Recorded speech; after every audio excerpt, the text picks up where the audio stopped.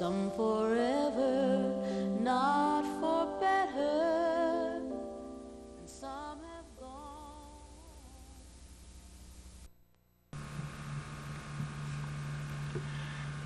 At one time, there was a well-known landmark in Antrim called Greystone Lodge.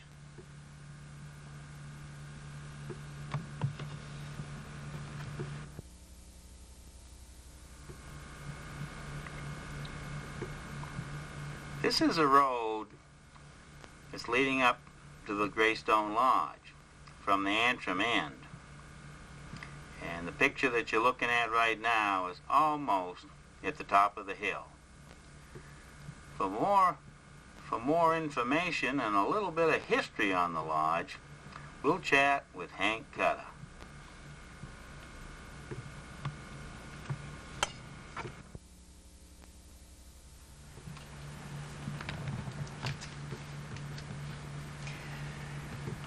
I was looking at your pictures and they were very interesting, and I thought that I had some pictures and I checked them out and I found some good ones of the lodge. Would you be interested in looking at them? Sure would, Hank.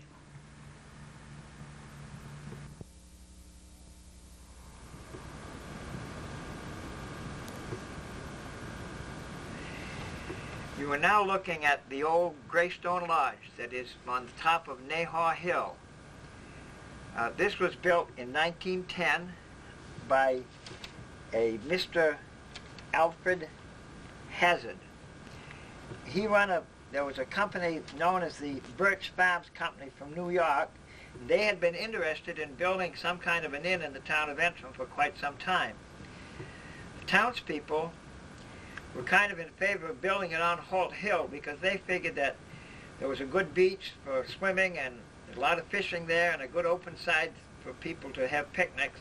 They thought that was an excellent place. But Mr. Hazard thought that his clientele would be a different type of people that would be more interested in partying, and that to get away from the hubbub of a city, which most of the city people like to do, that a more remote spot like the top of the hill would be a more likely place. So with the people of Antrim didn't like the idea very well, but they went along with it, so it was decided that it would be built on top of the hill. When this was a nice spot too, because at that time it was pretty open and you could see in almost all directions, but there was no road up there from the north side or from the Antrim side. So when he started to build in February, all the material had to be brought up from the south side of the hill, and that was in February when he started, and at the March meeting the town reluctantly voted to put a road up from the north side, which is the road that we know now as Greystone Road. He went on to build this building, and he employed the local people to build, and the help was also mostly local, with the exception of a professional chef and a housekeeper that kept things in order. He ran this place for about a year, and then it was sold to Mr. Robert W. Jameson.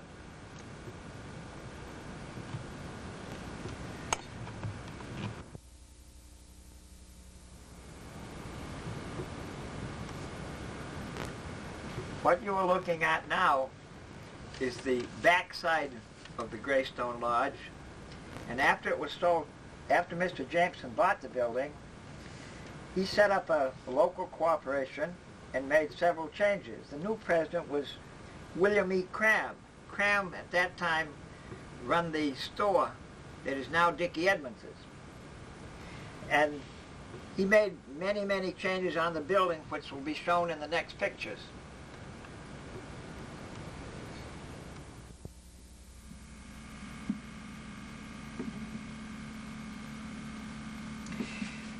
There are many changes made in the lodge, not basic changes, but new buildings were added. Originally, there was only 20 rooms, and Mr. Jameson added in the picture you're looking at, you'll see a wing that extends out on the north side of the building, and I would assume that that wing and another wing that was on the east side of the building, which I will show you in the next picture, probably brought the capacity up to nearly probably 35 rooms.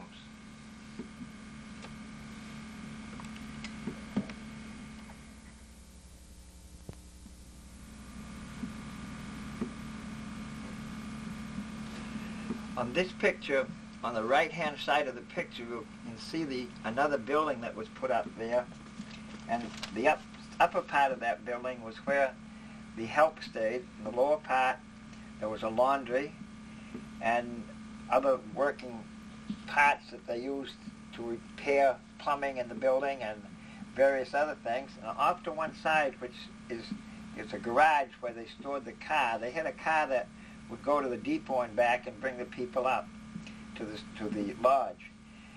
And that building was standing in my time, and that burned or was taken down a long time before the lodge actually burned.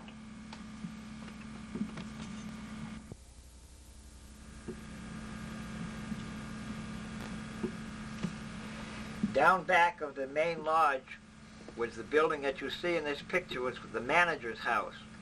This was a neat little stone building, had a nice fireplace inside. It was a real nice building. And on the morning of February 6, 1970, the interior of this place was burned. John Grant lived in the building at the time.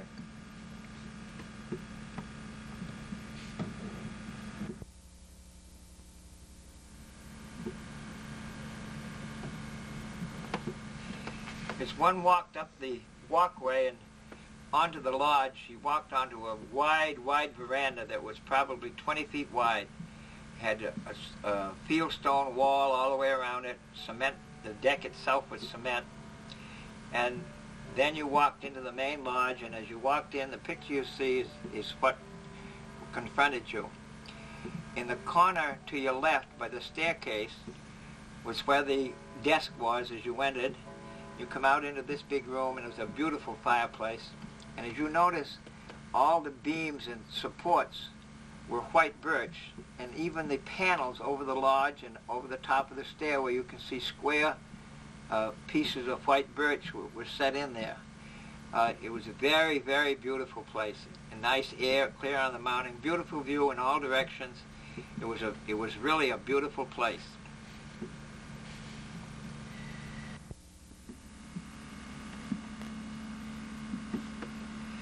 What you're looking at now is the dining room. It was a large dining room, very spacious, and they served very richly meals in the place. They had roast duckling and the things like that. It was really, really an up-to-date building.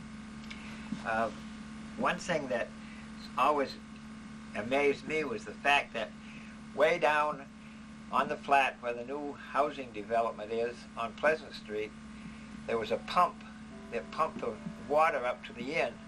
That water was used for the washing the sheets and the laundries, but the water that they drank was in a big driven well.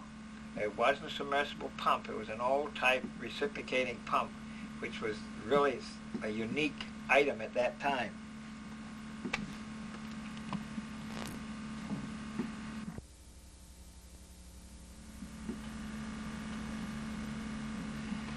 Among the many changes that Mr. Jameson made when he took over the place was, as well as the tennis court, he added a golf course. And as you came out of the main building and headed for the golf course, you walked by this tennis court that you now see in the picture. You proceeded down probably a quarter of a mile, down through a nice shaded path, a beautiful spring, where everyone stopped and quenched their thirst, down onto the golf course.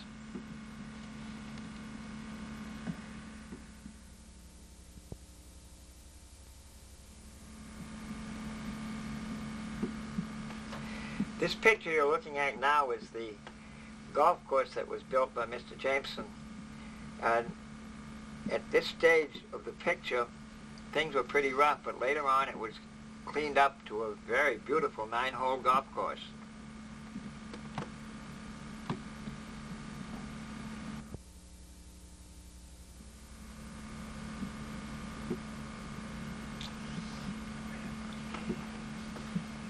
you look at this picture, you can see that the golf course is very well groomed, and that flag that you see standing there is the number 3 green. You can see Greystone setting high on the hill. You walk down through that stretch of woods and came onto the golf course. Just as you come onto the golf course, as I tell you this, I caddied on this golf course after the building was still there, but it wasn't being used by the people from the inn. It was used exclusively by Mr. Jameson and his friends. But as you walked onto the lower end of the golf course, there was a little building there, and the name on the top of the building was Little Wanderer's Retreat. And you started there with tee number 1. You played the 9 holes, and the 9th green was right back in that same area, so that the people that were living at the lodge could have come down and ended up back at that point. Something that always seemed unique to me as I got older, at the side of each tee was a little box that was probably a foot long and 10 inches high, and it had a cover on it, and the hole number was marked on it, and it was filled with soft sand. And you didn't have a wooden tee then. You had a little rubber cup, and you'd take and fill a little rubber cup with the sand and press it tightly in the sand, lay it on the tee, lift that carefully off and set your ball on it, and that was what you used as your tee. That always seemed, since I have been more familiar with golf, that seemed like a unique way of doing it. I remember when I first went up there, in an old building there, I found a few clubs, and I didn't have any ball to play with, but I made one out of a piece of wood, and after driving it a couple times and looking for it in the brush, I found a couple of golf balls. But the clubs that I found were familiar with you golfers. One was a niblick, another was a mashie, and they were weird names like that as far as I was concerned about golf. This golf course was Mr. Jameson and Mr. Pierce used to play on it a lot, and all their friends. The inn ceased to be an inn, I would think, sometime in the 30s, the late 30s. And it changed hands. I guess several people tried to operate as an inn, but it was not successful. And it ended up by some of the people would use it as a summer home. I can remember a party, I believe the name was Reddington, that lived in Florida, and they come up and spent their summers up there. So the old landmark ceases to exist now, because on a very hot, windy day in November 7th of 1970, it burned.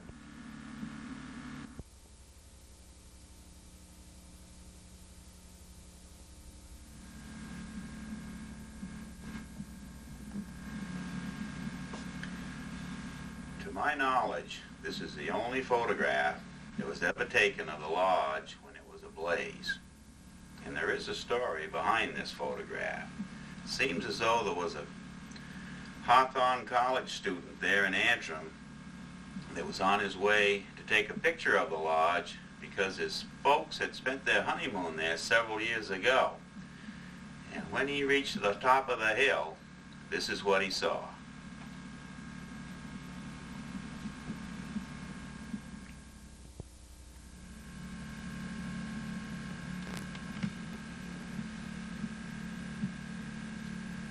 These next few photos will show the ruination of the lodge after the fire.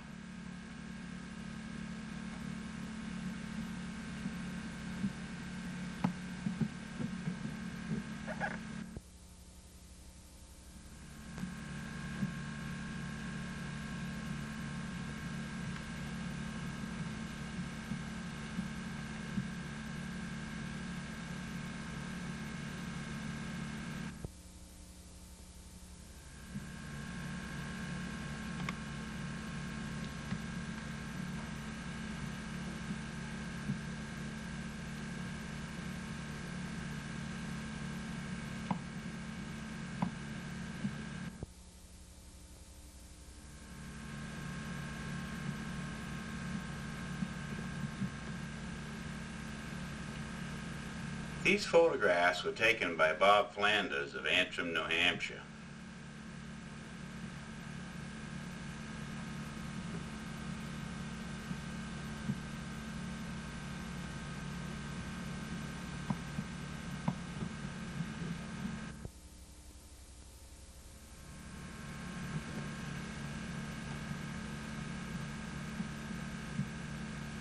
This is a photograph of that fireplace that was in the main dining room.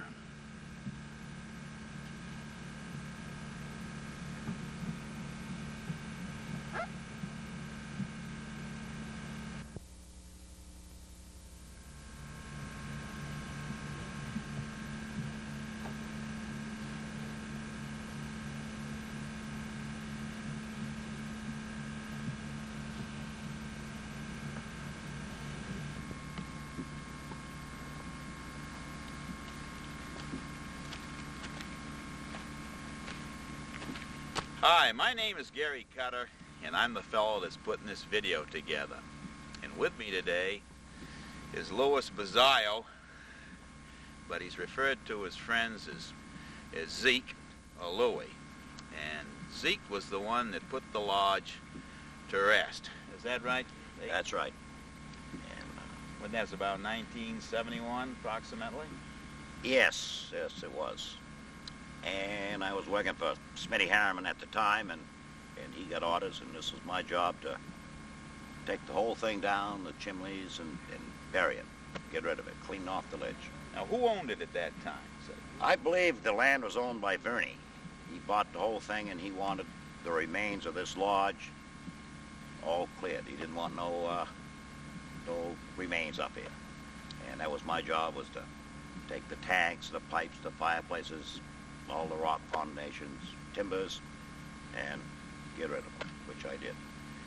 Okay, Zeke, well, before we get into that, I want to thank Bob Flanders and his wife Alice May for loaning us the pictures to put this video together. So I'll move in back of that camera, Zeke, and let you go to work once again. Let your mind kind of wander back to 1971. How's that, old pal? Sounds good. Sounds good.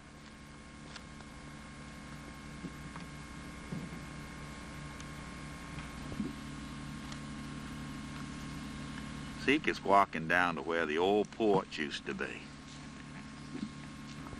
I should be on the part of the front porch now that used to run right along on this, and this is where the wall came up from the ledge, right along this area here. And if you'll notice, you can still see part of the stone pillars that came off this wall. It was right along this ledge. And I couldn't bury them because I couldn't get behind them to push them, but that was where they ended up. These are the rocks from the front porch that Zeke was talking about.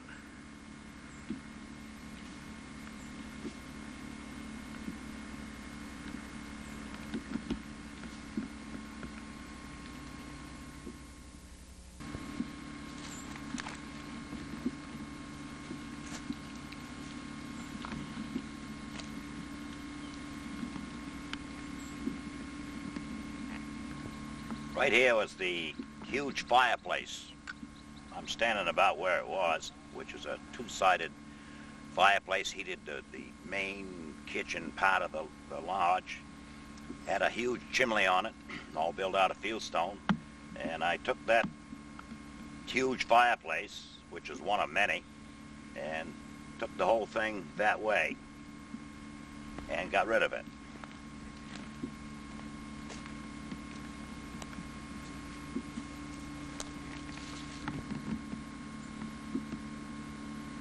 As that building, as I pushed the material over here, it was high, and this part along in this area contained all the water tanks. There was a 1,000-gallon tank with twisted pipes and what have you.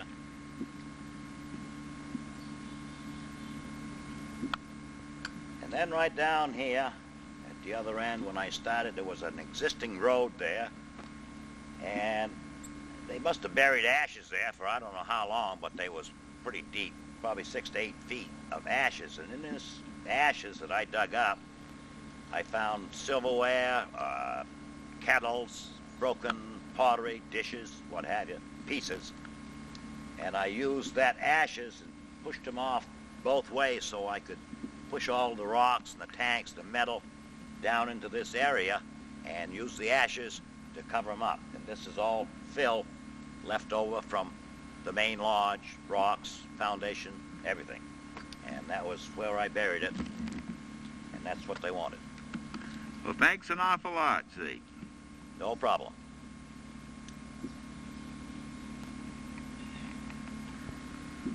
You can see how it's grown up since the lodge burnt. It's been a little over 2 decades now.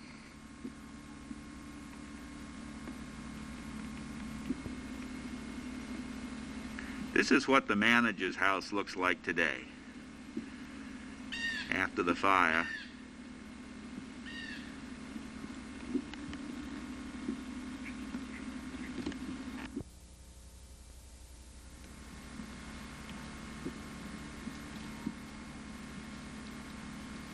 These old buildings here, they were all built out of fieldstone.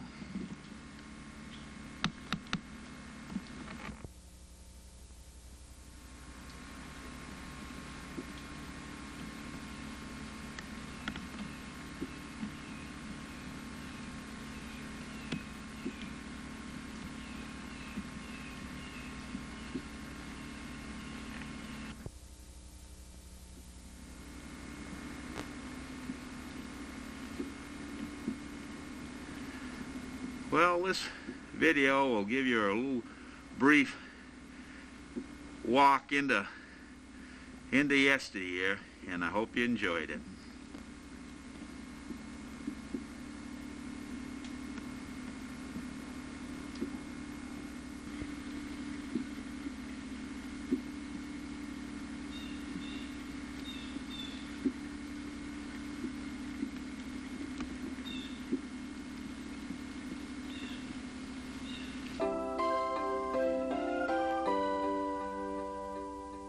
There are places I remember all my life, though some have changed, some forever.